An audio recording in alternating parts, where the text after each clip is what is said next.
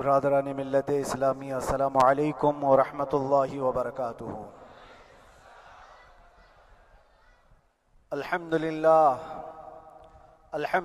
الحنان المنان الذي خلق الانسان وعلمه البيان، والصلاة والسلام على رسوله سید الانس والجان وعلى آلہ واصحابہ ذوی الخیر والاحسان، اما بعد فأعوذ بالله من الشيطان الرجيم، بسم الله الرحمن الرحيم، وقل جاء الحق وزهق الباطل إن الباطل كان زهوقا، صدق الله مولانا العظیم۔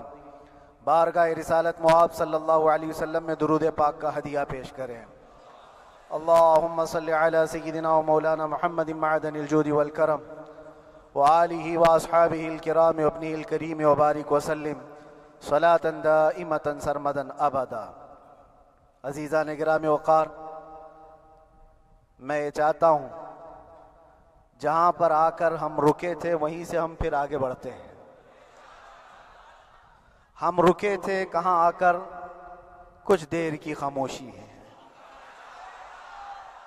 اس کے بعد ہم آگے بڑھتے ہیں، اس لیے کہ مجھے کوئی شعر اب یاد کرانے کی ضرورت نہیں اور نہ ہی کسی کے سامنے کچھ بولنے کی ضرورت ہے۔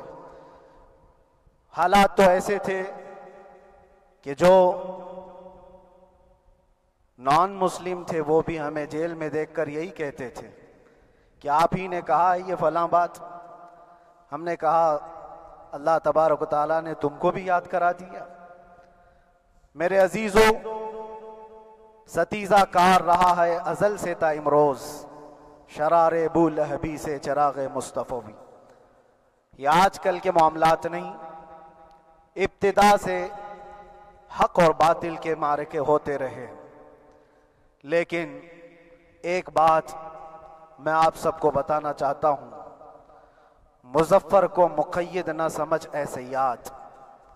سیدنا مظفر حسین کچھوچھوی رحمت اللہ تعالی علیہ جیل گئے تھے، قید میں تھے، تب انہوں نے یہ شعر کہا تھا کہ مظفر کو مقید نہ سمجھ اے سیاد، میری یہ اسیری بھی سنت آبائی ہے، میرے آبا و اجداد کی سنت ہے جس پر میں عمل کر کے آ رہا ہوں، میرے بزرگوں کی یہ سنت تھی۔ بہرحال جن کو جس راستے سے مجھے گزارنا تھا، لوگوں کے دلوں میں یہ ٹھنڈک تھی شاید کہ زبان بند کر کے چند دنوں کے لیے قید کر دیا جائے، مگر میرا عقیدہ یہ تھا کہ اللہ تبارک و تعالی جب تک چاہے کہ کوئی اس کے لیے پابندی نہیں لگا سکتا۔ وَإِن يَمْسَسْكَ اللَّهُ بِضُرٍّ فَلَا كَاشِفَ لَهُ إِلَّا هُوَ۔ رب تعالیٰ فرماتا ہے اگر اللہ تعالیٰ تمہیں کوئی مصیبت دے تو اس کے علاوہ کوئی ٹال نہیں سکتا۔ وَإِن يَمْسَسْكَ اللَّهُ بِخَيْرٍ فَلَا رَادَّ لِفَضْلِهِ، اور اللہ کسی کو بھلائی دے دے تو پھر اس کو روک بھی کوئی نہیں سکتا۔ مولا تبارک و تعالیٰ اگر کسی کو کوئی مقام عطا کر دے تو ہزاروں کیڑوں کے پھڑپڑانے سے وہ مقام ختم بھی نہیں ہو سکتا۔ اللہ تبارک و تعالیٰ جس کو بڑھانا چاہے اس کے لیے کوئی راستہ رکاوٹ نہیں بن سکتا، اس لیے کہ ہم نے تاریخ میں دیکھا ہے پیبند لگے کپڑے پہننے والے، پیروں میں چپل نہیں تھے، جن کے ناخن تک اکھڑ جاتے تھے، لیکن وہ جب چلتے تھے قیصر و کسریٰ بھی کانپتے تھے، جن کا ہی یہ نعرہ تھا ٹل نہ سکتے تھے جنگ میں اگر اڑ جاتے تھے، پاؤں شیروں کے بھی میدان سے اکھڑ جاتے تھے، حق سے سرکش ہوا کوئی تو بگڑ جاتے تھے، ارے تیغ کیا چیز ہے ہم توپ سے بھی لڑ جاتے تھے۔ یہ وہ صحابہ کرام اور اسلاف کرام، ان کا یہ معمول تھا، بظاہر ان کے پاس کوئی اسباب نہیں تھے لیکن اللہ کی مدد تھی، وہ پانی کی طرح بہتے ہوئے چلے گئے، نہ چٹانوں نے ان کا راستہ روکا، نہ دریاؤں نے ان کا راستہ روکا، وہ جس طرف سے جاتے تھے اللہ تعالیٰ ان کے لیے راستے بناتا تھا۔ عزیزان گرامی وقار، کون ہے وہ جو دریائے دجلہ میں اپنے گھوڑے دوڑائے تھے؟ کون ہے وہ جو دریا میں اپنی کشتیاں ڈال کر جلا دیا تھا کہ واپس جانے کا کوئی تصور نہ ہو؟ یہ سب میرے مصطفیٰ کریم کے دیوانوں کی ہی بات تھی۔ اسی لیے آج بھی دنیا گھبراتی ہے تو شانے لوگوں سے نہیں، دیوانوں سے ہی گھبراتی ہے۔ بہت زیادہ چالاک رہنے والوں سے نہیں، دیوانوں سے دنیا گھبراتی ہے، اس لیے کہ دنیا کو پتا ہے، دنیا جانتی ہے کہ دیوانہ کہاں دیکھتا ہے کسی کو پتا نہیں۔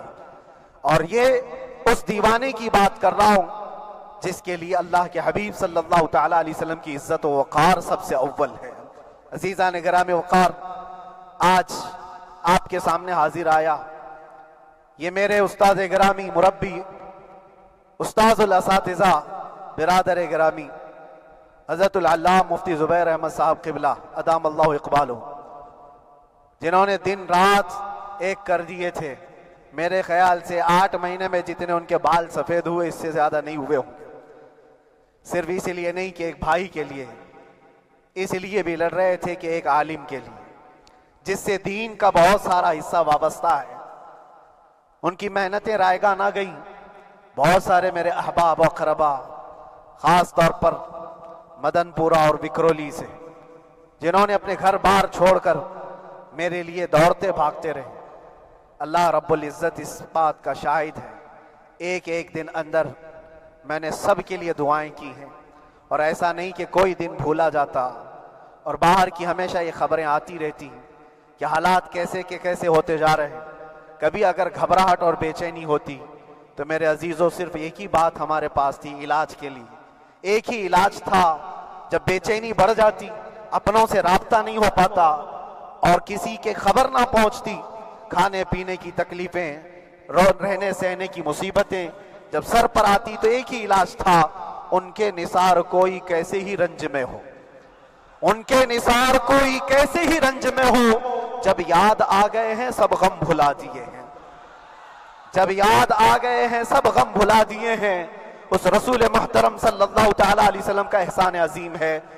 بار بار مجھے یہ احساس ہوتا رہا، پوری دنیا اگر چھوڑ دے مگر یقین تھا آمنہ کا لال کبھی نہیں چھوڑے گا، اور چھوڑا بھی نہیں، اور چھوڑا بھی نہیں۔ ہر رات جو ہمارا معمول تھا، ہم نے جو دیکھا، ہماری پچھلی زندگی میں ہم نے اتنے عجائبات نہیں دیکھے ہوں گے جو 8 مہینے کے اندر ہم نے دیکھے۔ نبی پاک صلی اللہ تعالیٰ علیہ وسلم کے انعامات و اکرامات، رب تبارک و تعالیٰ کی مدد سے دل مضبوط ہوتا ہے۔ عزیزان گرامی، ہم نے تو وہاں ایسے لوگوں کو دیکھا جو ڈپریشن کا شکار ہو کر کافر بھی ہو گئے، اور حالات سے گھبرا کر کے وہ انکار کر بیٹھے، کوئی خدا نہیں ہے، کوئی مدد نہیں آتی ہے۔ ایسے حالات وہاں دیکھے، لیکن ان حالات میں بھی اللہ تبارک و تعالیٰ کی مدد ساتھ رہی۔ رسول پاک صلی اللہ تعالیٰ علیہ وسلم کا انعام و اکرام یہ تھا کہ جس طرح سے گئے تھے اسی طرح سے واپس بھی آئے، جس طرح سے گئے تھے ویسی واپس آئے، اور نہ میرے مصطفیٰ نے باہر میری عزت میں کمی کی، نہ اندر عزت میں کمی کی، کہیں پر بھی نہیں۔ الحمدللہ، جس شان کے ساتھ رسول پاک صلی اللہ تعالیٰ علیہ وسلم اپنے چاہنے والوں کو رکھتے ہیں، وہ میں نے دنیا میں دیکھا، اور پھر یہ عرض کیا، آقا آج آپ کی عزت پر بات کرنے والے کو چاہے وہ 1000 کال کوٹری کے اندر ہو، آپ عزت کے ساتھ بٹھاتے ہیں تو پھر قیامت کے دن اس کی عزت کا کیا حال ہوگا؟ عرش حق ہے مسند رفعت رسول اللہ کی، دیکھنی ہے حشر میں عزت رسول اللہ کی۔ میرے عزیزو، ایک بات کو طے کر کے چلو، انہیں جانا، انہیں مانا، نہ رکھا غیر سے کام، للہ الحمد میں دنیا سے مسلمان گیا۔ اس ایک بات میں جو عزت ہے، دنیا کے کسی مقام و منصب اور مرتبے میں عزت نہیں ہے۔ اور حالات دنیا انشاءاللہ میں سناتا رہوں گا۔ اللہ تبارک و تعالیٰ جب تک یہ زبان رکھا ہے، حق بولتے رہیں گے اور سناتے رہیں گے، اور بھی حالات آپ کو انشاءاللہ العزیز آگے سناتے رہیں گے۔ لیکن آج خصوصیت کے ساتھ میں جمعہ کے لیے اسی لیے حاضر آیا کہ یہاں کے لوگ پل پل یاد کرتے رہے۔ حضرت مجھے ہر بار خبر دیتے کہ جب نماز سے فارغ ہو کر کے میں نکلوں تو مجھے لوگ پکڑ لیتے، کیا ہوا، اب کیا خبر ہے؟ تو جس قدر آپ کی بے چینی تھی، بے قراری تھی، میرے عزیزو مجھے بھی ملنے کی بے چینی اور بے قراری تھی، لیکن یہ ایک سٹیج تھا جس سے گزارا گیا ہے، ایک مقام تھا جس سے گزارا گیا۔ میں تو ایک نکما آدمی، میں تو ایک کم پڑا ہوا ہوں، لیکن آپ کو بزرگان دین کی اگر تاریخ پتہ ہو، امام اعظم ابو حنیفہ رضی اللہ تعالیٰ عنہ، جن کو ناحق جیل میں رکھا گیا تھا، امام موسیٰ کاظم رضی اللہ تعالیٰ 7 سال تک قید میں رہے۔ یہ کون امام موسیٰ کاظم؟ جن کے دربار میں جانے کے لیے غوث اعظم عبد القادر جیلانی رضی اللہ تعالیٰ 4 کلومیٹر دور اپنی چپل اتار دیا کرتے تھے۔ امام موسیٰ کاظم کا وہ دربار ہے جن کو باب الحوائج کہا جاتا ہے۔ تو اس امام کو 7 سال تک بغیر کسی قصور کے قید میں رکھا گیا، اور حد تو یہ ہے کہ اسی قید خانے میں زہر دے کر کے آپ کو مارا گیا ہے۔ آپ کا جنازہ جیل سے نکلا تھا۔ امام احمد بن حنبل جن کو 5 لاکھ حدیثیں یاد ہیں، نبی پاک صلی اللہ تعالیٰ علیہ وسلم کی، بغداد کے سرے بازار آپ کو ننگی پیٹھ پر کوڑے مارے گئے۔ آپ کو اندازہ ہے بزرگان دین کی ایک لمبی فہرست ہے۔ جب میں وہاں گیا تھا تو ایک بزرگ کی بڑی یاد آئی، وہ تھے حضرت مجدد الفیسانی رضی اللہ تعالیٰ۔ اکبر جیسے ڈکٹیٹر کے سامنے، اس زمانے کے سب سے بڑے ڈکٹیٹر بادشاہ کے سامنے آپ نے حق بات کا اعلان کیا تھا۔ مجدد الفیسانی رحمت اللہ تعالیٰ علیہ نے فرمایا تھا کہ اسلام نام سے جو دین ہوگا وہ محمد عربی کا لایا ہوا ہی دین ہوگا، کسی اور بادشاہ کا بنایا ہوا نہیں ہوگا۔ اس بات پر آپ کو قید میں ڈالا گیا تھا، 8 سال تک قید میں رکھا گیا۔ 8 سال میں بادشاہ مر بھی گیا، بیٹا بادشاہ بنا، لیکن کسی نے آ کر جہانگیر کے سامنے یہ بات رکھی کہ آپ کے باپ نے جس مولانا کو قید میں ڈالا تھا گوالیار کی جیل میں، 8 سال میں جیل کا نقشہ بدلا ہوا ہے۔ تو بادشاہ نے پوچھا ہوا کیا ہے؟ کہا کہ اس مولانا نے 8 سال میں تقریباً 700 قیدیوں کو عالم بنا دیا ہے۔ درس حدیث، درس تفسیر، قرآن کا علم، نمازیں جماعتوں سے وہاں اس طرح ادا ہوتی ہیں جیسے لگتا ہے گنبد خضرا کی چھاؤں میں ہے۔ رب تبارک و تعالیٰ کا یہ احسان عظیم تھا۔ ان 8 مہینوں میں بحمدہ تعالیٰ میں نے اپنی لائف میں کبھی اتنی امامت نہیں کی تھی جتنی وہاں امامت کیا، اس لیے کہ پابندی نہیں ہو پاتی۔ جب جب امام رہا مسجد میں چھٹیاں ہوا کرتی تھی، ادھر ادھر آنا جانا، لیکن وہاں پر کبھی کسی نماز میں چھٹی نہیں ہوئی۔ اور امامت اللہ تبارک و تعالیٰ کو جہاں لینا ہے وہاں لیتا رہے۔ اور مجھے اس بات کا تھوڑا قلق تھا، 24 سال سے میں تراویح سنا رہا تھا، 24 سال، 24 تراویح ہو چکی تھی، رمضان المبارک کا 24 گزر چکے تھے، 25واں سال تھا، ظالموں نے مجھے رمضان سے پہلے اندر کر دیا۔ بار بار یہ خواہش ہوتی تھی کہ میری تراویح چھوٹنے نہ پائے، 25ویں تراویح ہے، 25ویں محراب ہے، لیکن رب تبارک و تعالیٰ کا احسان، اندر موجود سارے مسلمانوں نے یہ مطالبہ کیا کہ ہم یہاں جماعت سے تراویح قائم کریں گے۔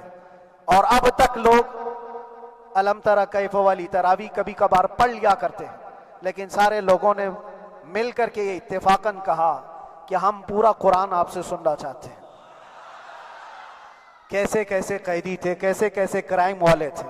میں نے کہا آج میں 1 دن پڑھاتا ہوں، 1 پارہ پڑھوں گا، آپ کو اگر لگے تو بتا دینا، بھاری پڑ جائے، کیونکہ لوگ سارے کرمنل ہیں اور کئی طرح کے جرائم کیے ہوئے لوگ ہیں۔ نماز دین سے کہاں زیادہ رشتہ، کہاں ہو سکتا ہے یہ گھبرا کر بھاگ جائیں۔ 1 دن پڑھاؤں گا، اگر آپ کو لگے تو بول دینا، نہیں تو کل سے الم تری۔ پہلے دن تراویح پڑھا ہے، دوسرے دن سارے لوگوں نے کہا آپ نے 1 پارہ پڑھایا ہے، سحری تک بھی پڑھائیں گے تو انشاءاللہ کھڑے رہیں گے۔ یہ جو استقامت، یہ ساری چیزیں دلوں کا جمع ہونا اور ہماری طرف دلوں کو پھیر دینا بغیر اللہ کی مدد کے نہیں ہوتا، رسول پاک صلی اللہ تعالیٰ علیہ وسلم کے کرم و احسان کے بغیر نہیں ہوتا۔ وہ تراویح بھی پڑھتے رہے، تفسیر قرآن بھی سنتے رہے اور قرآن کی تعلیم بھی لیتے رہے۔ پھر مجھے اندازہ یہ ہوا کہ رب تبارک و تعالیٰ کی منشا یہ تھی کہ ہماری تراویح کی محراب کی سلور جبلی جیل کے اندر ہو جائے۔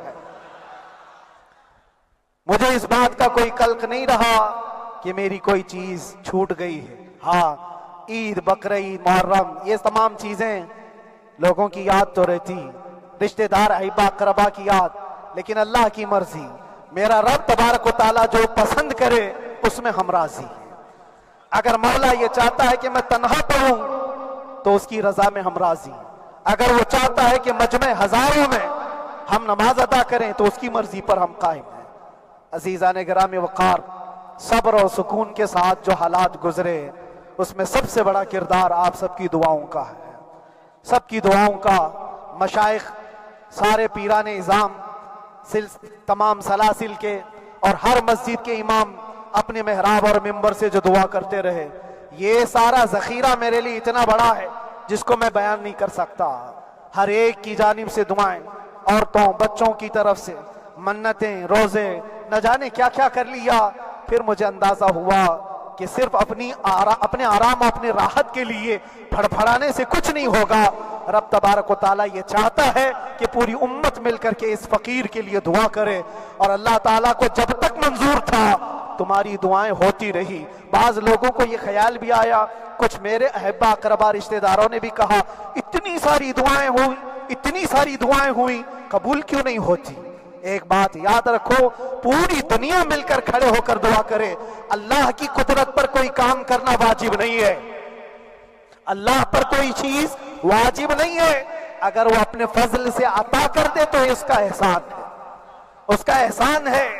اب چاہے وہ سال بھر میں قبول کرے کہ 5 سال میں قبول کرے، ایک بات یاد آتی ہے میرے عزیزوں، ہماری قید تو 8 مہینے کی ہوگی، ان بزرگان دین کی قید 8 سال 7 سال۔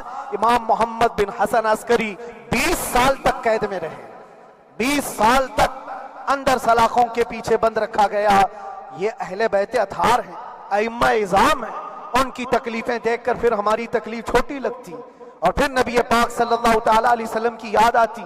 صرف اس بات کا ہمیں فخر تھا کہ تم نے کبھی چوری کے الزام میں تو نہیں گرفتار کیا، کسی گھناؤنے الزام میں تو نہیں گرفتار کیا۔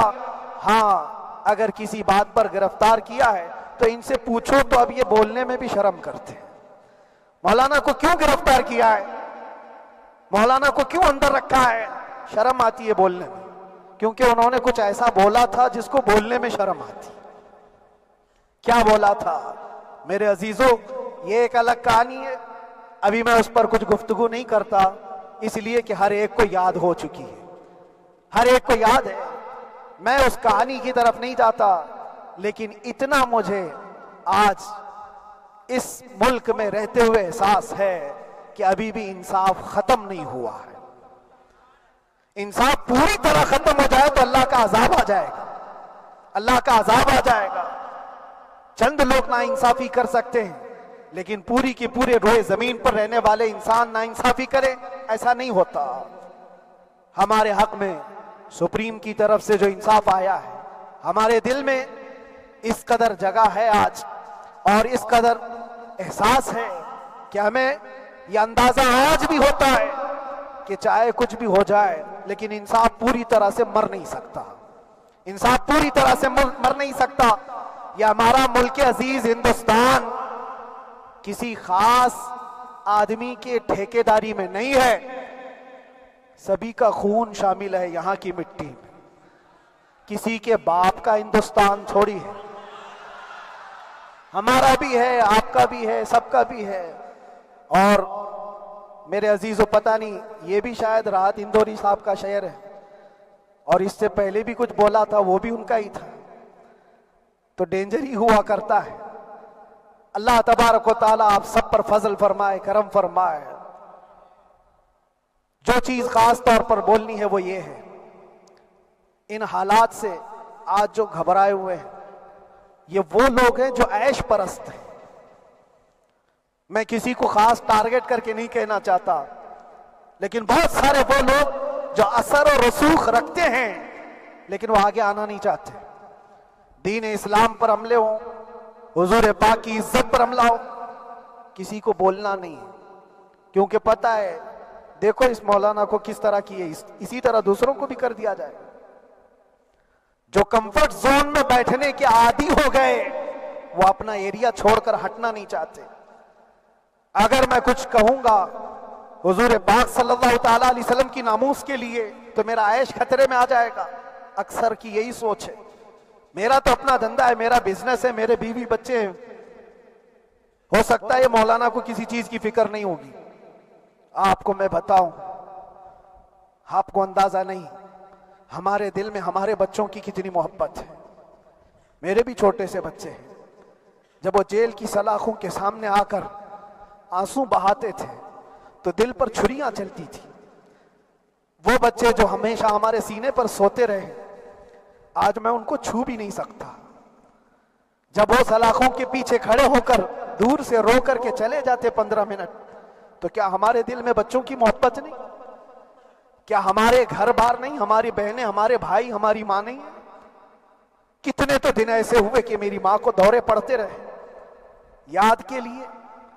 تو کیا وہ ہمارے اوپر کیفیت نہیں آتی کہ ہم خامخواہ یہ مصیبت کیوں مول لیے؟ میری بیٹی تو جھگڑا کرتی اس بات کو کہ کیوں آپ اکیلے ہو, بہت سارے لوگ ہیں سب کا خیال کرتے ہوئے. لیکن میرے عزیزو, یہ ان کی اپنی محبت ہے. سارا ایک پریوار اور اس سے زیادہ میرے شاگردوں کی ایک دنیا ہے. کتنے ایسے ہیں میں جانتا ہوں کہ 8 مہینے تک نرم غذا نہیں کھائی میرے ان بچوں نے. میں جانتا ہوں ان کا صرف یہ خیال تھا کہ اندر پتہ نہیں جیل میں آپ کیا کھا رہے ہوں گے, ہم یہاں نرم غذا نہیں کھائیں گے, گوشت مچھلی نہیں کھائی. حالانکہ یہ کوئی چیز تمہارے اوپر واجب نہیں تھی. یہ حالات میں اس لیے بتا رہا ہوں میرے عزیز, کسی کے وہم و گمان میں اگر یہ ہے تو نکال دے کہ میرے آس پاس کچھ نہیں ہے, میں کسی کو چاہتا نہیں, یا میرے ساتھ محبتیں نہیں ہیں. کثرت سے محبت کرنے والے لوگ ہیں میرے پاس. میرے ان بھائیوں کی اور میرے بہنوں کی, میرے گھر والوں کی محبت تو ایسی ہے کہ ان کے گھروں کے بچوں کے معاملات بھی بغیر مجھ سے پوچھے نہیں ہوتے. اگر 8 مہینے اندر رہا تو کسی کا رشتہ نہیں تو بات چیت بھی نہیں ہے. رشتہ نہیں ہوگا جب تک یہ نہ آئے. سارے کام ڈیپینڈ رہتے تھے. مجھے بھی ان تمام چیزوں کا احساس ہے, لیکن یہ سب چیزیں ایک طرف, میرے مصطفیٰ کی عزت اپنی طرف.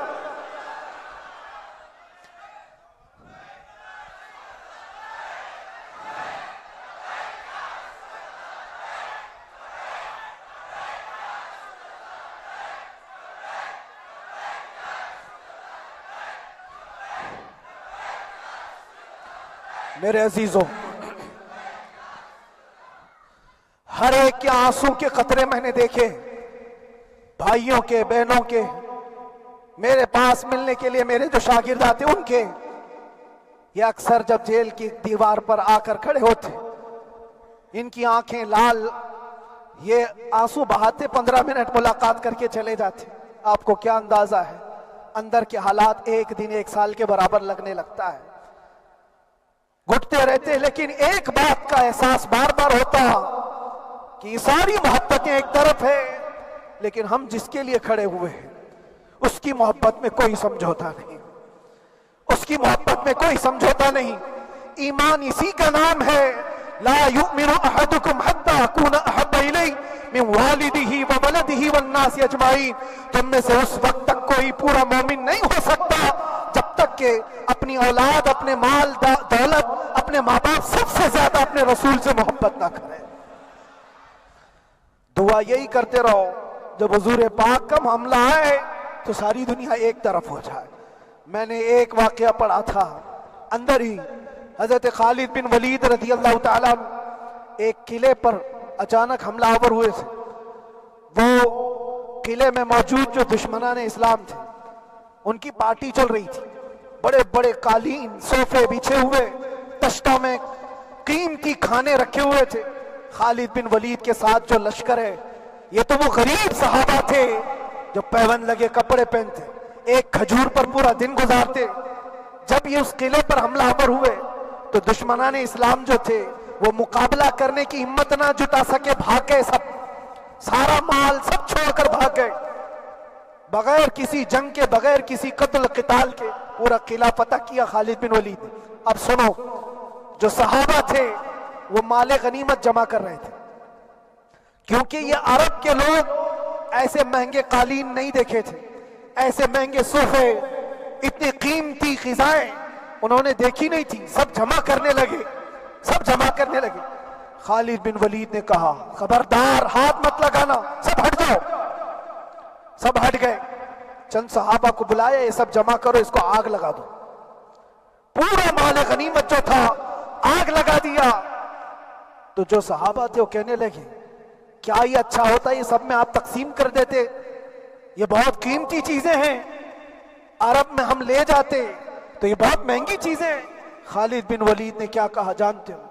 کہا اگر تم کو بھی ان تمام چیزوں کی عادت لگ جائے تو تم بھی ویسے ہی بھاگو گے جیسے یہ بھاگے۔ یہ آج جو ہمارا مقابلہ کرنے کی طاقت نہ لا سکے اور بھاگ گئے، اس کی وجہ یہ ہے کہ وہ عیش پرست ہے، عیاشی ان کے اندر تھی جس کی وجہ سے وہ کھڑے نہ ہو سکے، اور جب یہ عیاشی آئے گی تم کھڑے نہیں ہو سکو گے، کھڑے نہیں ہو سکو گے۔ آج میں یہی بات دہرانا چاہتا ہوں، جو بہت بڑے چہرے لے کر بیٹھے ہوئے ہوں، وہ سیاسی اثر اور رسوخ رکھنے والے بھی کمفرٹ زون میں رہنا چاہتے ہیں۔ میں چند لوگوں کو چھوڑ کر کہہ رہا ہوں، اکثر کا حال یہ وہ سوچتے ہیں کہ ہمارے اس دائرے سے نکلیں گے تو ہمارا عیش خطرے میں آ جائے گا، گھر بار خطرے میں آ جائے گا۔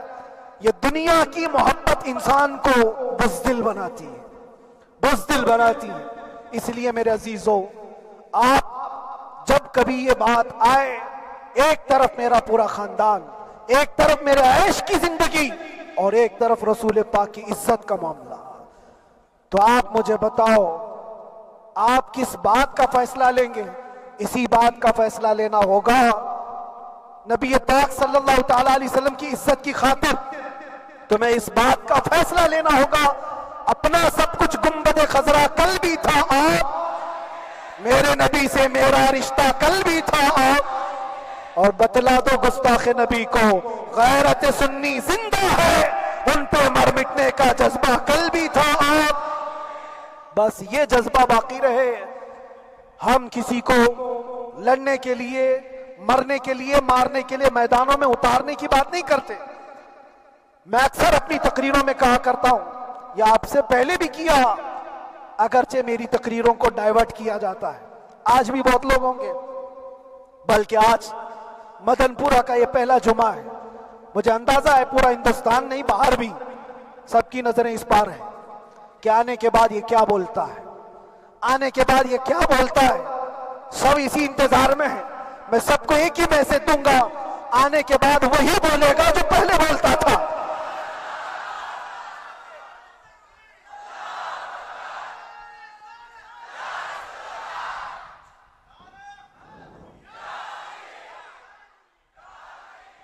اگر کچھ غلط ہوتا تو ہمارے اس ملک عزیز ہندوستان کی سب سے اعلیٰ عدالت یہ نہیں کہتی کہ ان کے اسپیچ میں کوئی ہیٹ مسئلہ نہیں ہے۔ وہ ہمیں اندازہ ہے میرے عزیزوں، ہاں جہاں غلطی ہوگی ہم بھرے اعلان کے ساتھ کہیں گے کہ ہم سے یہ غلطی ہو گئی، ہم سے یہ خطا ہو گئی، زبان پھسل گئی۔ لیکن جو چیز نہیں ہے تو اگر تم زبردستی اس کو کہو گے تو یہ ہم نہیں مانتے۔ ہاں بس اتنی دعا میرے حق میں کریں کہ جتنی بھی زندگی باقی ہے، جتنی زندگی باقی ہے، اللہ تبارک و تعالی حضور پاک کی محبت اور ان کی عظمت کی حفاظت کے لیے جیتے مرنے کی توفیق عطا فرمائے۔ ہمارا کام صرف اتنا رہ گیا، جو میسج دینا تھا وہ ہم نے دے دیا۔ اب جو حالات آ رہے ہیں میرے عزیزوں، آپ سب کے لیے بھی میں یہ گزارش کروں گا، دین کی طرف آ جاؤ، سچائی کی طرف آ جاؤ، ورنہ گاجر مولی کی طرح کٹ جاؤ گے، ختم ہو جاؤ گے۔ دین کی طرف آؤ، سچائی کی طرف آؤ، اور اسلام نے کہیں پر بھی تمہیں کسی طرح کے آتنک اور دہشت کی تعلیم نہیں دی ہے۔ کہیں پر کسی ٹیررسٹ کی کوئی بھی تعلقات کی، کہیں مجھے کوئی بات بتا دو، اگر کوئی مسلمان اس طرح کی حرکتیں کر جاتا ہے جس کو یہ لوگ بدنام کرتے ہیں، تو ہم سمجھتے ہیں اس کا اسلام سے تعلق نہیں ہوگا۔ اسلام سے تعلق ہوتا تو اس کے اندر صدیق اکبر اور فاروق اعظم کی ادائیں ہوتی۔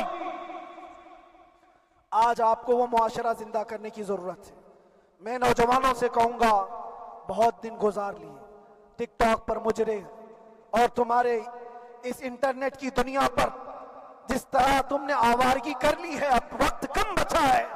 آ جاؤ میرے نبی پاک کی گنبد کی چھاؤں میں، عزت وہیں پر ہے، انہی کے قدموں میں عزت ہے، اور یہاں پر بھی ہے اور آخرت میں بھی ہے۔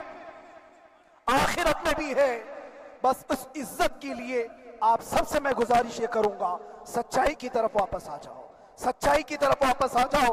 جو تمہاری نمازیں باقی ہیں اس کو پوری کر لو، اس سے پہلے کہ دنیا تم پر نماز پڑھ دے، اس سے پہلے کہ تمہارے جنازے کی نماز پڑھی جائے، اپنی نمازیں کمپلیٹ کر لو۔ اور علماء ذوی الاحترام کا ادب و احترام اپنے اندر رکھو۔ صرف اس بات کے لیے آپ کو میں احساس دلانا چاہتا ہوں کہ مجھے جس راستے سے گزارا گیا، جتنے دن قید و بند کی صحبتیں گزاری گئی، یہ صرف یہ میسج دینا تھا کہ پھر اس مولانا کا یہ ہو سکتا ہے تو چھوٹے چھوٹوں کی کیا کر دیں گے۔ ایسا اگرچہ آ جائے موقع تب بھی گھبرانے کی ضرورت تھی۔ آپ کو پتہ ہے اس ملک عزیز ہندوستان کی آزادی میں 30,000 علماء کو پھانسیوں پر لٹکایا گیا۔ انگریزوں نے 30,000 علماء کو کشمیر سے لے کر دلی تک ہر درخت پر ایک عالم کی لاش لٹکتی تھی۔ انہوں نے قربانیاں دی ہیں، قربانیاں بزرگان دین کے علماء ذوی الاحترام کی ہوئی ہیں۔ یہ اور بات ہے کہ اس جنریشن نے آج ہم کو دیکھا تو ان کو بہت بڑا لگتا ہے، یہ کوئی بہت بڑی بات نہیں تھی، بہت بڑی بات نہیں تھی۔ اس پروسیس سے بہت سارے علماء کو گزارا گیا ہے۔ سرکار مجاہد ملت رحمت اللہ تعالی علیہ ایمرجنسی کے زمانے میں 18 مہینے تک قید میں گزارے، 18 مہینے تک ایمرجنسی، وہ بھی ڈکٹیٹر کا زمانہ تھا۔ اس زمانے میں بھی آپ اندر رہے، لیکن باہر آنے کے بعد نہ آپ کے مشن میں کوئی کمی آئی، نہ آپ کی زبان میں کوئی لکنت آئی۔ اللہ والے جو ہیں وہ اللہ کی رضا کی طرف اور رسول پاک کی رضا کی طرف ہوتے ہیں۔ ہم سب بھی اس مشن کو آج یہاں سے زندہ کرتے ہیں، جہاں سے ہم چھوڑے تھے وہیں سے آگے بڑھتے ہیں، جہاں سے ہم چھوڑے تھے وہیں سے ہم آگے بڑھتے ہیں۔ کسی کو اگر کچھ برا لگتا ہے تو وہ اس کے سمجھ کا قصور ہے، اس کے فہم کا قصور ہے۔ ہم نے کسی کو ٹارگٹ کر کے کبھی کہا نہیں، بلکہ یہ تو کامن بات ہے، ایک تو کامن کہی جانے والی بات ہے۔ فخر سے اگر کوئی آدمی اپنے گھر میں کہے کیا بات ہے مولانا آج صبح سے تمہارے گھر میں کچھ ہلچل نہیں ہے، کچھ ہلچل نہیں ہے، ہو سکتا ہے تمہارے گھر میں کوئی نہ ہو، تم اکیلے بیٹھے ہو، بیوی کہیں گئی ہے، ماں کہیں گئی ہے، گھر میں کوئی بنانے والا نہیں ہو، گھر میں خاموشی ہے، تو تم اگر اس کو جواب دے دو کہ کچھ دیر کی خاموشی ہے، شام میں آ جائے گی، کچھ دیر کی خاموشی ہے، شام میں آ جائے گی، تو کیا گناہ کیا، کیا گناہ کیا؟ اس کے حالات پر وہ بول رہا ہے، اس کے گھر میں خاموشی ہے اسی لیے بول رہا ہے۔ ہم نے بھی اسی لیے کہا کچھ دیر کی خاموشی، اسی لیے کہ ہم جانتے ہیں اسلام وہ نہیں ہے جو یہاں دکھ رہا ہے آج، اسلام تو وہ تھا جو صدیق اکبر کے زمانے کا تھا، اسلام تو وہ تھا جو فاروق اعظم کا تھا، اسلام تو وہ تھا جو عثمان غنی اور حیدر کرار کا تھا۔ تو وہ جو ہلچل تھی وہ خاموش ہے، صلاح الدین ایوبی کا دور تھا، وہ اسلام کی ہلچل تھی۔ تو میرا گھر آج خاموش ہے، اس لیے تو میں پکار کر کے رہا ہوں کچھ دیر کی خاموشی ہے، اور ہمیں اپنے رب سے یقین ہے یہ خاموشی ایک شام ٹوٹے گی، کوئی صلاح الدین آئے گا۔ اور اللہ تبارک و تعالی ہم سب کے اس عزم اور حوصلے کو زندہ رکھے، اور آپ سب کی محبتوں کو سدا سلامت رکھے، اور میرے آقا صلی اللہ تعالی علیہ وسلم کے قدموں پر مر مٹنے کی ہمیں توفیق عطا فرمائے۔ وآخر دعوانا الحمدللہ رب العالمین، لبیک یا رسول اللہ۔